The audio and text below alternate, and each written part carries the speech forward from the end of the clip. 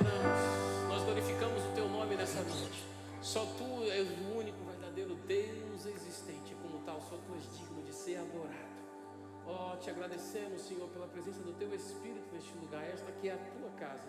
Te agradecemos pela oportunidade que tivemos um dia de conhecer a ti e de ser resgatados pelo amor do teu Filho Jesus, que morreu por nós como um herói para nos religar ao trono de Deus. Oh, recebe o nosso muito obrigado, Paizinho, nessa noite, em nome de Jesus. Aleluia, aleluia. Se você trouxe a sua Bíblia nessa noite, eu vou pedir para que você pegue a sua Bíblia e abra no livro de Josué 17. Josué 17, a partir do versículo 13. Josué 17, 13, eu vou ler aqui na versão NVT. Se você está com sua Bíblia aí física, de papel, sua Bíblia no seu celular, no seu tablet, você pode acompanhar, se não vai estar aqui no telão. Josué 17, 13 em diante. E assim está escrito na palavra do Senhor: mais tarde, quando os israelitas se tornaram fortes o suficiente, submeteram os cananeus a trabalhos forçados, mas não os expulsaram completamente. Os descendentes de José foram a Josué e perguntaram: por que você nos deu apenas uma porção de terra como herança, uma vez que o Senhor nos tornou um povo tão numeroso? Josué respondeu: se vocês são tão numerosos, e se a região montanhosa de Efraim não é grande o suficiente para vocês, abram espaço nos bosques onde habitam os fereceus e os refaíns. Preste atenção nisso. Deus tinha dado uma promessa e tinha delimitado uma área. E aí chega dentro do povo de Deus os descendentes de José e vão ao líder e falam assim: a terra que você deu a gente é muito pouco, a gente quer muito mais. Achando que Josué ia dizer: beleza, está aqui a terra que você quer mais, eu vou expandir seu território e está aqui, tome na mão. Josué disse: se você se acha grande o suficiente, se você quer mais terra, vá e conquiste. E tem muitas vezes a gente na igreja no dia de hoje querendo conquistar mais de Deus e em Deus, e esperando cair do céu: Senhor, eu estou pronto, me dá mais território. E Deus está olhando. Foi o que fez aqui, irmão. Você fez aí, Luquinha? Presta atenção nisso, versículo 15. Eu gravei o versículo 15 aqui na minha Bíblia. Isso é tão fenômeno. Josué respondeu: se vocês são tão numerosos, e se a região do Efraim não é grande o suficiente, se você quer mais, você se acha tão grande que você quer mais terra, abram espaços nos bosques onde habitam os fereceus do Efraim, onde habita um povo que é seu inimigo e gigante. Você quer terra, vai lá conquistar, meu irmão. Tomar da mão do inimigo de gigante. 16, os descendentes de José disseram: é verdade que a região montanhosa não é grande o suficiente para nós. Rapaz, não se dobraram não. É verdade que a região não é grande o suficiente para nós, mas todos os cananeus do vale, tanto os de Bet-San e dos povoados ao redor como do vale de Jezreel, têm carros de guerra com rodas de ferro, são fortes demais para nós. Quer mais território, quer mais área de plantio, quer expandir, quer ser maior do que já é, e na hora que fala assim: você vai ter, vai lá e conquiste. Veja bem, tem um povo lá que é forte, e ainda vai dizer o cara: e os carros têm rodas de ferro. Já começou, desculpa, irmão. Já não quer conquistar, quer de mão beijada. É não. Mas se segura na cadeira daqui a pouco aí que a gente vai entender mais. Então Josué disse às tribos de Efraim e Manassés, os descendentes de José: uma vez que vocês são tão numerosos e fortes, receberão sim mais uma porção. Os bosques na região montanhosa também serão seus. Abram todo o espaço que desejarem e tomem posse de seus limites mais distantes. E embora os cananeus dos vales sejam fortes e tenham carros de guerra com rodas de ferro, vocês conseguirão expulsá-los. Meu Deus, Senhor da glória, essa é a tua hora. Amigo Espírito Santo, o outro consolador, o nosso companheiro de todas as horas, meu querido amigo, essa é a tua hora, Paizinho. Toma as nossas mentes cativas a ti, o nosso inconsciente, subconsciente cativo a ti, para que nós venhamos entender mais de ti, da tua palavra e do teu reino nessa noite. E entendendo, a gente possa caminhar em direção ao nosso destino, desbravar aquilo que tu queres e conquistar os novos territórios para a tua glória, em nome de Jesus. E o povo diz: ah, povo crente, meu Deus. Pode se assentar. A gente leu Josué 17, de 13 a 18. E Josué já estava ali na frente do povo, comandando para que o povo adentrasse a terra que tinha sido prometida a eles por Deus, no líder anterior que era Moisés. E nós lemos no livro de Josué que o povo já estava ali na beira, nas margens do território para adentrar e conquistar. E recentemente, cerca de uma semana, 10 dias atrás, eu estava dando esse estudo em outro lugar e depois eu completei ele, lendo mais algumas vezes. E hoje de tarde, estudando, o Senhor me trouxe mais coisas, o Espírito Santo revelou mais coisas no meu coração. Eu falei, a gente tem que falar sobre isso de noite. E para que a gente entenda um pouco mais, a gente vai dar um passinho atrás e voltar no livro de Números. A gente estava lendo em Josué e a gente vai voltar para o livro de Números, mas pode ficar tranquilo, eu vou lendo daqui, você vai só anotando aí no seu coração. E depois vai estar passando aqui no telão também. Então, Números 13, versos de 1 a 3. Números 13, versos de 1 a 3, também estarei lendo tudo hoje de noite na versão NVT, nova versão transformadora. E assim diz a palavra do Senhor. O Senhor disse a Moisés, instrução clara de Deus a Moisés, e a Bíblia nos ensina que Moisés falava com Deus face a face, mas não tinha intermediário. Então não tinha como Moisés dizer assim, a instrução não foi clara, claríssima. O Senhor disse a Moisés, envie homens para fazer o reconhecimento da terra de Canaã, a terra que eu dou. Ouvi só um assobio. Cadê aqui? Vou ver se eu consigo ler com vocês aqui. A terra que eu dou. Agora a gente vai fazer junto, vai ficar mais bonito. A terra que eu dou. O que Deus estava falando é, vai lá espiar a terra que eu dou a você hoje. E às vezes Deus está querendo te dar promessa hoje, querendo que você vá espiar a terra que Ele já te deu. E você, será que Ele vai me dar? Será que a promessa vai se cumprir? Deus está dizendo, vai espiar a terra, vai ter um gostinho do que eu estou te dando agora. Eu já estou te dando a promessa hoje. Você já vai vislumbrar com o seu olho aquilo que eu vou te entregar agora. Eu estou te dando agora. O Senhor disse a Moisés, envie homens para fazer o reconhecimento da terra de Canaã, a terra que eu dou aos israelitas. E Ele não pediu para mandar qualquer homem. Ele falou, mande um líder de cada tribo de seus antepassados. Em algumas versões, mande um governante de cada tribo de seus antepassados. Mande alguém com autoridade o suficiente para que traga um relato de volta de o que é a terra, ou qual é o tamanho, qual é a proporção da promessa que eu estou entregando. Porque uma coisa é a gente receber um relato da promessa de algo que a gente vai ter. Uma coisa é Deus mostrar aqui o tamanho da promessa e Ele mandar alguém com autoridade para trazer um relato. Você olha bem, você não está entendendo. Ele disse que seria assim, que seria assim, que seria assim, mas é muito mais do que isso. E eu já te pergunto nessa noite, quantas promessas de Deus você tem sobre a sua vida?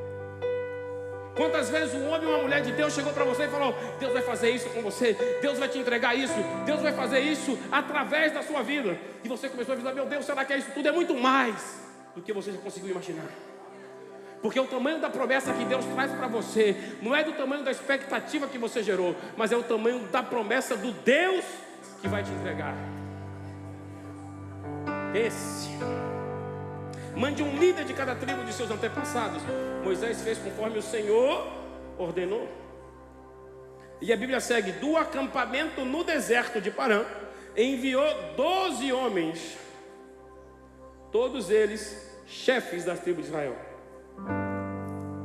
Quando eu estava lendo hoje esse verso 3, o Espírito Santo falou algo no meu coração. Veja bem, do acampamento, volta essa parte aí, para a gente entender isso, fica bem massificado na nossa cabecinha. Moisés fez conforme o Senhor ordenou, do acampamento no deserto. Repita comigo, do acampamento no deserto. Acampamento no deserto. Acampamento no deserto. Para gravar, acampamento. Quem aqui mora no acampamento? Quem mora definitivamente no acampamento? Alguém? Não, ninguém mora no acampamento. Ninguém mora no acampamento. Por quê? O acampamento é algo? É algo? É algo passageiro, algo transitório. Concorda? Agora onde o acampamento estava montado? Deus ordenou do acampamento para que você entenda, se você está passando o deserto também é temporário, porque Deus não constrói estruturas passageiras em lugares definitivos. O povo estava lá no deserto, mas no deserto eles acampavam, no deserto eles não moravam. Então o deserto pode estar longo, pode estar doendo, mas é passageiro. Do acampamento Deus enviou. O acampamento ainda pode ser ou estar no deserto, mas se está no acampamento é porque ainda não é o definitivo, não é a morada, não é a morada permanente. Veja os detalhes de Deus. No deserto o povo buscava, no deserto o povo adorava, no deserto o povo sacrificava. E onde é que o povo se encontrava para fazer isso? No tabernáculo, não é isso? E o tabernáculo era o quê? Uma tenda. Mas quando a cidade foi construída, Deus falou: agora faz um templo para mim. Porque até a estrutura de louvar, de adorar e de sacrificar a Deus era temporária, porque Deus sabia que o deserto era lugar de passagem, não era lugar de morada. Então já comece a entender. Se a dificuldade está aí, meu irmão, você está em tenda. Se a dificuldade está aí, você está passando pelo deserto, mas você vai chegar ao lugar de morada permanente. Meu Deus, Senhor, eu glorifico sozinho, porque eu entendi isso essa noite. Olha aí, meu Deus. Aleluia. No verso 20, a gente leu 13 de 1 a 3. A gente já vai agora, capítulo 13, já vai pular para o verso 20. E aí já Moisés querendo saber como é que seria ali o relatório, sabe? Ele estava ali, ele sabia que ele não ia entrar naquele lugar, mas ele precisava entender o que é que estava ali. Então ele mandou pessoas especializadas, ele mandou pessoas que entendiam, ele mandou governadores, príncipes, para que trouxessem o relatório da melhor forma, mais preciso. E no verso 20, Números 13 e 20. Para não ficar rouco. O solo é fértil ou pobre? A região tem muitas árvores. Façam todo o possível para dar as amostras das colheitas que encontrarem. Quando eu vi esse façam todo o possível, eu tive a curiosidade de pesquisar. E geralmente isso é quando o Espírito Santo de Deus me incomoda. Quando eu tenho uma palavra e falou: meu filho, essa palavra aí você tem que buscar mais. Eu falei: Senhor, vai buscar mais do possível. Porque você estava indo, pessoal, ali a trazer um relatório, ele pediu para que trouxessem frutos. Faça o possível para trazer fruto. Se a pessoa estava indo para espiar a terra, ela já estava fazendo o possível para trazer algo. Aí eu fui olhar no original o que é que estava escrito lá, Davi. E diz assim: quando ele fala faça todo o possível significa e tenha uma linda coragem. Ou seja corajoso para trazer alguns dos frutos que essa terra já produz. Meu irmão, você não está entendendo não? Se a terra Deus estava dando a eles, tinha gente naquela terra, e se ele mandou espia para que trouxessem frutos que a terra já estava produzindo, se alguma terra produz algo é porque alguém já... E quem plantou se não foram eles? Porque a Bíblia nos ensina que Deus tira do ímpio para dar ao justo. Então até a terra que Deus já te entregou, por mais que você não tenha entrado nela ainda, quando você entrar já terá fruto para você. Meu Deus! Agora entenda, quando ele fala faça todo o possível, tenha coragem. Porque às vezes o povo chega e acha que a promessa é grande demais para ele e começa a se abater com o espírito de frouxidão. Deus me prometeu a terra prometida, a terra que vai manar leite e mel, que vai verter, que vai fluir, mas é demais para mim. Eu não gosto muito de ditados nem ditos populares, mas é como o pessoal fala assim: não é demais a terra, é muita areia para o meu caminhão. Não é não, irmão. Você dá várias viagens, trabalha com carreto e vai dar certo. Tenha coragem, é que diz no original, para trazer de volta amostras de colheitas que encontrarem. Amostra das colheitas que encontrarem. Ou seja, não só vai ter o fruto, mas quando os espias foram, já ia estar separado de alguma forma, colhido, para que eles trouxessem o resultado daquilo que Deus estava entregando. Quando você começa a entender que as promessas de Deus, Ele já nos dá de uma forma que alguém já trabalhou, gerações anteriores já trabalharam para produzir a realidade do seu sonho hoje. É assim que Deus faz. E traga de volta as amostras das colheitas que encontrarem. E a Bíblia diz: e era a época da colheita das primeiras uvas maduras. precisa ter muita coragem e muito ânimo para se arrancar e trazer frutos de uma terra que você está indo espiar.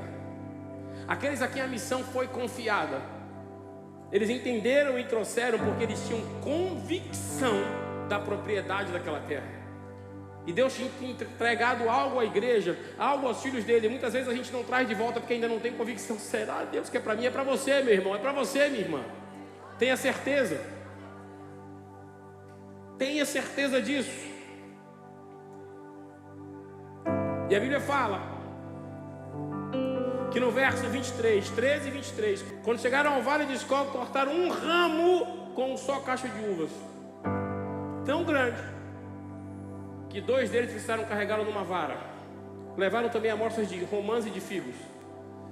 Essa foto eu fiz numa igreja que eu amo demais a igreja, o povo daquela igreja, o pastor daquela igreja. É a igreja que, quando o Senhor me dá a oportunidade de estar de férias ali nos Estados Unidos, é a igreja que, quando eu estou lá, eu frequento. É a primeira igreja batista ali de Orlando. E tem essa estátua ali. Quando eu vi, eu bati essa foto, meu irmão. Aqui é Josué e Caleb. E olha o tamanho do aglomerado de uvas, não cacho. Olha o tamanho do aglomerado de uva que eles estavam carregando. Isso era o fruto da terra que Deus tinha prometido, tinha dado a eles naquele dia. Imagine você entrar assim, eu como espia, Deus vai lá colher um cacho de uva. Deus vai, você vai ver o tamanho do cacho que eu tenho preparado para você. O cacho é do tamanho de uma pessoa quase, sendo carregada por 2 homens para levar um cacho de uva. E você querendo saber se o fruto da terra vai ser bom para você, irmão, você não vai ter condições de carregar sozinho. Porque aquilo que Deus tem para você é uma proporção tão grande para que você possa dividir com quem está à sua volta e alimentar aqueles que estão famintos também. Olha aí, Josué e Caleb. Se sou eu, só chegava meio cacho, Marquinhos, porque eu ia chupando pelo caminho. Mas glória a Deus que foi Josué e Caleb. E quando eles chegaram ao vale de Escol, cortaram um só ramo de uvas tão grande que 2 deles foram necessários para carregar. E aí, quando eu vi isso, a gente já leu lá atrás, falando em Josué, que aquela região era habitada por gigantes. E a gente vai ver mais na frente que muitos deles começaram a focar no problema e começaram a focar no tamanho das pessoas que ali estavam e começaram a se diminuir. E o que Deus colocou no meu coração é: foque no gigante que trará provisão e fartura. Foque no alimento que é produzido naquela terra que é abundante e gigante, fora do normal. Mas infelizmente a maioria dos espias que foram, dos 12, 10 repararam nas circunstâncias e não nos frutos que estavam prontos para que eles colhessem e se alimentassem e vivessem fartamente, porque não tinham fé o suficiente para entender que era isso que Deus tinha preparado, que é isso que Deus tem preparado para nós também. Senhor, será esse fruto desse tamanho? Irmão, porque o fruto não vem, mais uma vez, se você entender, na sua proporção, vem no tamanho do Deus que te criou e que criou o universo. E Deus, Ele nunca vai dar na sua medida exata, Ele vai dar para que transborde, para que transbordando você consiga alcançar quem está ao seu lado, para quem esteja distante, você inunde a sua volta de bênção. É assim que Ele faz. Colheitas gigantes, frutos gigantes, provisão gigante. Meu Deus. No verso 24, aquele lugar recebeu o nome de Vale de Escol por causa do cacho de uvas que os israelitas cortaram ali. Escol no original significa cacho, ou aglomerado, ou conglomerado de cachos de uva. Os detalhes de Deus são tão impressionantes que Ele fala que no verso 24, aquele lugar, os israelitas deram o nome de Escol. Mas quando a gente olha no verso 23, a Bíblia fala: e eles chegaram no vale de... que Deus já tinha dado o nome àquele lugar, meu irmão. Eles só foram entender depois e querer nomear o que Deus já tinha nomeado. Uma vez eu falei aqui na igreja, quando Davi desceu para lutar contra o gigante, ele catou 5 pedrinhas, e a pedra daquele lugar, do vale de Elá, é uma pedra que o composto químico dela é de sulfato de bário, é a pedra mais densa do planeta Terra. E quando ele arremessou aquela pedra na testa do gigante, o gigante desabou. Por quê? Porque Deus fez aquele vale há milhares e milhões de anos atrás, para que quando Davi chegasse ali, ele tivesse a pedra necessária para derrubar o gigante. Quando Deus nomeou aquele vale e plantou vinhas e vinhedos daquele tamanho, era para quando o povo chegasse no escolho e se espantasse, porque ali tinha um conglomerado de uvas, de frutos e de fonte de vida para eles. E o lindo é que a Bíblia ensina que a videira, que a uva, ela produz o vinho, que o vinho é o símbolo da alegria, que Deus estava dizendo: vocês passaram esses anos todos no deserto sofrendo e chorando, tempos amargos, e olha o tamanho da alegria que eu tenho preparado para vocês. E ainda teve uns caras que não entenderam, meu. Será que é para mim, Deus? Ainda bem que tinha dois que disseram: eu quero. E é assim até hoje. Irmão, comece a se apropriar, comece a tomar posse das promessas de Deus para a sua vida. Entenda que não é na proporção daquilo que você consegue enxergar, mas na proporção daquilo que tudo criou. Então, no original hebraico é um conglomerado de uvas. Impressionante. Antes deles nomearem aquele lugar, Deus já tinha nomeado. E em português, Escol, que foi nesse estudo que a gente deu 10 dias atrás, Paulo estava comigo, ele teve a curiosidade de olhar no Google, e aí hoje foi que eu anotei isso. No português, Escol é considerado melhor, de maior qualidade. E é isso que Deus tem preparado para mim e para você, algo melhor e de maior qualidade. Mas a gente tem que entender e se apropriar disso. E aí no verso 27, este foi o relatório que deram a Moisés. Verso 27: entramos na terra a qual você nos enviou, e de fato é uma terra que produz leite e mel com fartura. E aí eu tenho certeza que foi a hora que chegaram com aqueles caixão de uva gigante e falaram: esse é o tipo de fruto, a Bíblia fala, esse é o tipo de fruto que nela há. E eles levaram não só aquele cacho gigante de uva, mas figos e romãs também, dizendo que a terra produzia tudo que eles conheciam como deleite e delícia. Levaram para Moisés aqui o relatório. Não precisa, meu irmão, naquele tempo não tinha o celularzinho não, para o cara chegar lá: Moisés, e fazer a selfie, não, irmão. A selfie foi essa aqui, ó. Ó o cacho. Um relatório desse. Vê lá se a terra é boa. Vê lá se a terra que Deus é isso tudo mesmo. Vê lá se a terra que Deus prometeu tem tudo aquilo que Ele disse que teria. Vê se a terra se encaixa com as promessas. Ele fala: se fosse só o cacho de uva já estava bom demais. Fala: Moisés, olha o tamanho do cacho de uva que a terra produz. Olha o tamanho da provisão, olha o tamanho da alegria que a gente vai viver nessa terra agora e as nossas gerações futuras. Mas ainda levaram romãs e figos, porque é muito mais além, abundantemente além daquilo que a gente pedir ou sonhar. É o que Deus tem preparado para nós. Eu tenho certeza que Moisés estava ali só: uau, eu quero dessa uva, eu quero dessa romã, eu quero desse figo. Ouvindo aquele relatório, o verso 27 foi isso. Olha aqui o que a terra produz. Mas quando a gente chega imediatamente depois do verso 27, no verso 28, vem um relatório das multidões. Sabe, vem um relatório daqueles que são negativistas, vem um relatório daqueles que não acreditam, vem um relatório daqueles que querem abafar a voz da promessa.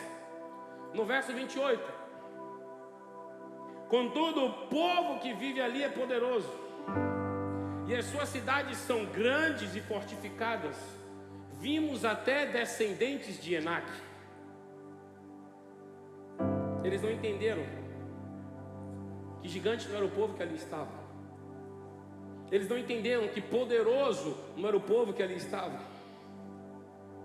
Mas os frutos que Deus tinha preparado, sim, esses eram gigantes.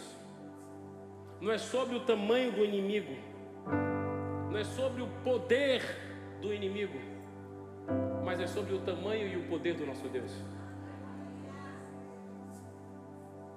Já é um jargão gospel: não foque no tamanho do problema, foque no tamanho do seu Deus. E se encaixa perfeitamente, é isso. Mas tem gente que até hoje, tanto ouvir isso, ainda não entendeu que não é sobre o problema, que não é sobre a circunstância, que não é sobre o gigante, é sobre o gigante que é o nosso Deus, e sobre o poder dele nas nossas vidas.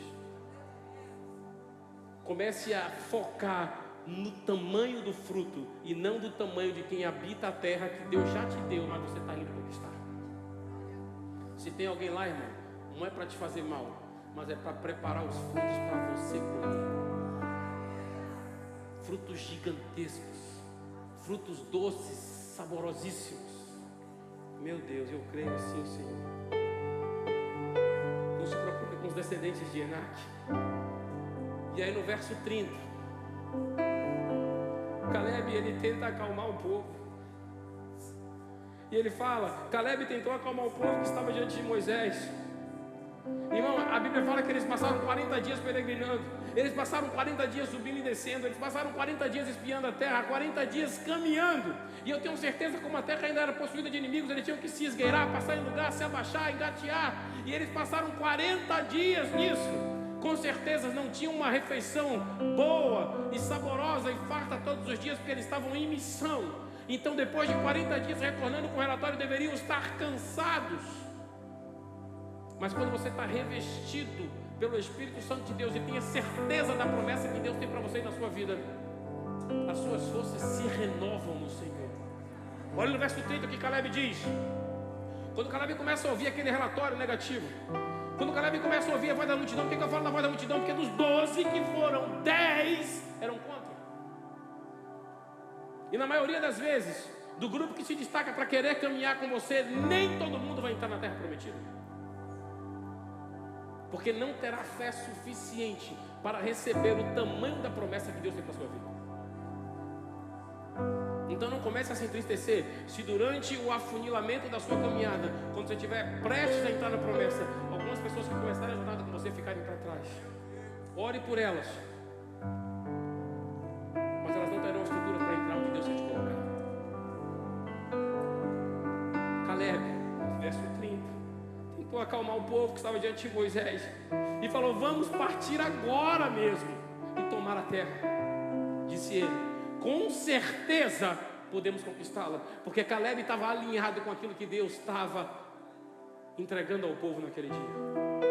Quando você está em alinhamento com Deus e com as promessas de Deus, você não começa a olhar as coisas através da sua visão, mas através das lentes de contato de Deus, que fazem você enxergar aonde você tem que chegar. Deus, ele tem promessas e destino para todo mundo para se cumprir, mas ele não vai dar de mão beijada. Você tem que mostrar que você é digno de receber aquilo que ele já te entregou no reino dos céus, mas você tem que conquistar aqui. Tem uns anos falando aqui na igreja que sem processo você não vive propósito. Então, irmão, não queira abrir mão de passar por mais uma batalha, porque o povo de Israel, porque não quis enfrentar uma batalha, Deus diz, era cerca de 7 a 10 dias a caminhada do Egito para a terra prometida. Mas Deus viu, se eles tiverem que enfrentar uma batalha, eles vão fraquejar, vão querer voltar para o Egito. Ficaram 40 anos rodando no deserto.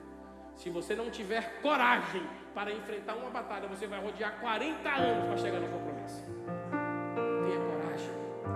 Tenha coragem de entrar na terra prometida, tenha coragem de começar a espiar os frutos e tenha coragem de começar a determinar que você entende aquilo que Deus tem para você, é para você mesmo. E comece a avançar para conquistar aquilo que Deus já te entregou, em nome de Jesus. Caleb tentou acalmar e disse: vamos lá agora. Depois de 40 dias espiando a terra, marchando, subindo e descendo como um espião, eu estou pronto agora, porque eu entendi que aquela terra Deus tem para nós. Eu estou renovado agora, porque eu vi com os meus olhos o tamanho da promessa. E eu volto lá agora para conquistar lá agora. E o povo não entendeu assim. E aí no verso 33, estamos chegando no final, no verso 33, relatório das multidões. Vimos até gigantes, os descendentes de Enac.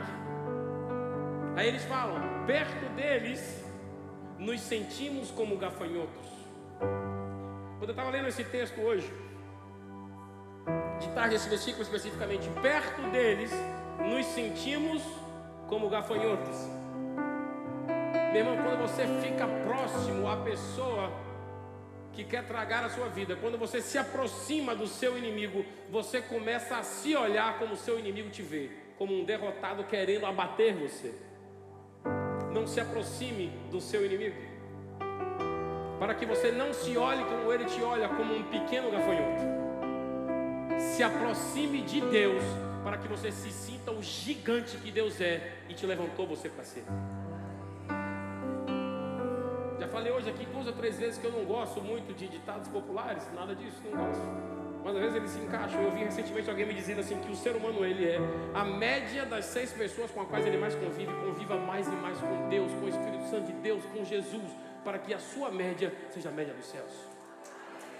Aleluia, glória a Deus.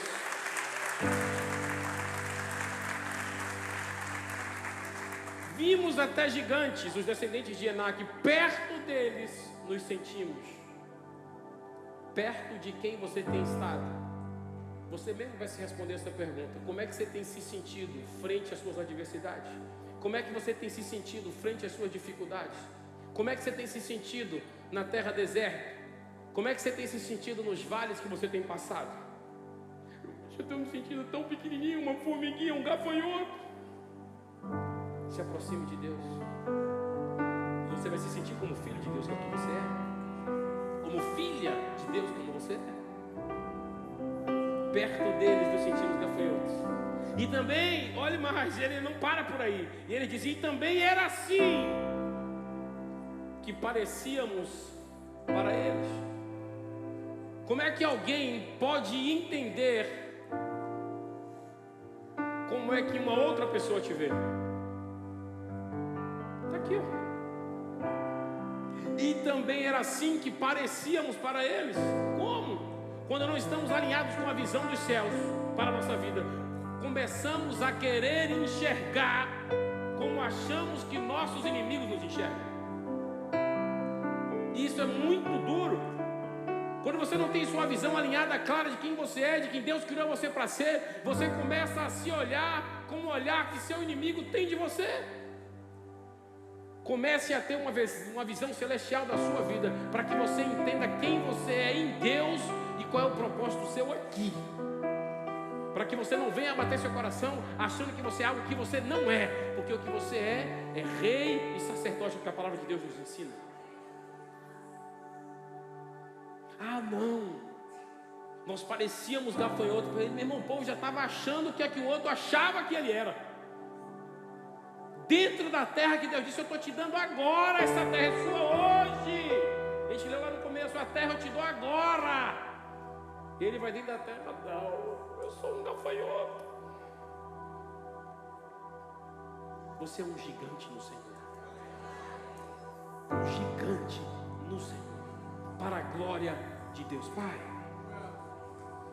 Mas quando não estamos alinhados com a visão do céu, quando não estamos alinhados com o som do céu, começamos a querer enxergar como achamos que os nossos inimigos nos enxergam. Que a gente deixe isso hoje. Falei que a gente está chegando no final. Deuteronômio 7, de 1 a 3. Para que a gente vá fechando. Deuteronômio 7, de 1 a 3. Quando o Senhor, seu Deus, os fizer entrar na terra que vocês em breve possuirão, Ele removerá de diante de vocês muitas nações. Isso é Deus falando com eles. E removerá os hititas, os girgazeus, os amorreus, os cananeus, os ferezeus, os zeveus e os jebuseus. Essas 7 nações são mais numerosas e mais poderosas do que você. Quando o Senhor, seu Deus, entregá-las em suas mãos e vocês a conquistarem, destruam-na completamente. Deus está dizendo, tem 7 nações em cima da terra que eu estou dando a vocês hoje. E elas são mais poderosas e mais fortes que vocês, mas eu vou entregar ela na sua mão e vou limpar a terra para que você possua hoje que eu estou te entregando. Então não se preocupe, eles são mais numerosos, mas são mais poderosos, mas eu vou entregá-los na sua mão. E aí vem o comando do Senhor claro. Quando eu entregá-los na sua mão e vocês a conquistarem, destruam-nas completamente. Não façam tratados, nem tenham pena delas. Não se unam a elas por meio de casamento. Não deem suas filhas em casamento aos filhos dela. Não se tome as filhas dela como esposa dos seus filhos. Deus está dando claro, eu vou fazer isso. Eu vou limpar a terra, mas não tem acordo com eles. Essa terra é para vocês viverem, desfrutarem e serem felizes para todos sempre, sem problemas. Claro o comando. E quando a gente vai lá de novo, quando a gente começou a pregação hoje, Josué 17:13, qual é o comando de Deus? Vá à terra agora, conquiste a terra agora, limpe a terra agora, tire os inimigos agora que eu entrego na sua mão e não faça acordo, acaba com todo mundo. Comando claro de Deus. Josué 17:13, quando eles passam a possuir a terra. Mais tarde, quando os israelitas se tornarem fortes o suficiente. Quando a Bíblia fala que os israelitas se tornaram fortes o suficiente, aí está dizendo assim, eles entenderam que pela força deles eles conquistaram a terra. Eles não estão botando nem Deus na equação mais. Nós somos fortes o suficiente agora, nós somos um povo grande. Nós somos um povo forte. Quando os israelitas se tornaram fortes o suficiente, submeteram os cananeus a trabalhos forçados. Não, nós somos grandes agora, nós somos poderosos. Esse povo que está aqui, Deus quer para matar, não vai matar não. Ele vai ser a força de trabalho para a gente. Deus vai, para expulsa o povo, acaba com tudo, pá, aniquila. Não, agora eu sou forte, eu vou subjugar o povo. Vai ser meu escravo.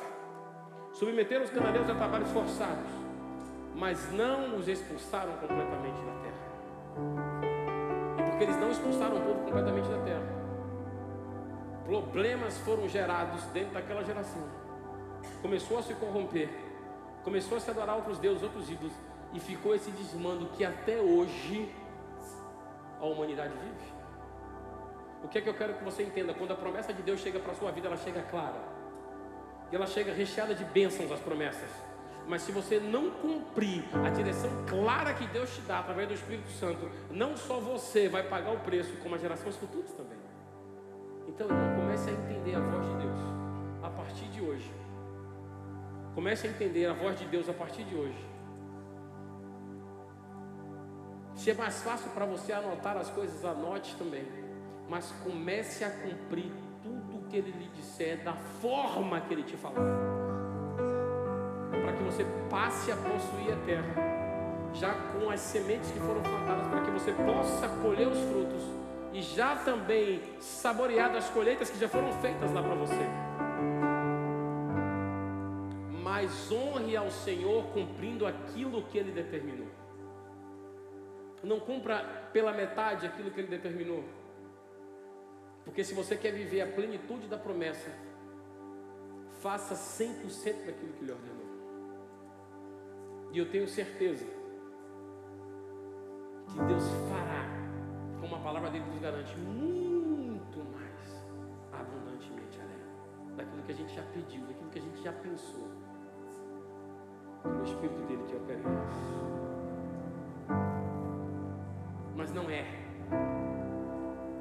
Se Ele te deu a terra para você conquistar e possuir, limpar, limpe, para que você depois não seja esse povo que fala: eu sou forte o suficiente, eu vou fazer agora do meu jeito, vou possuir da minha forma. Porque as gerações futuras podem tropeçar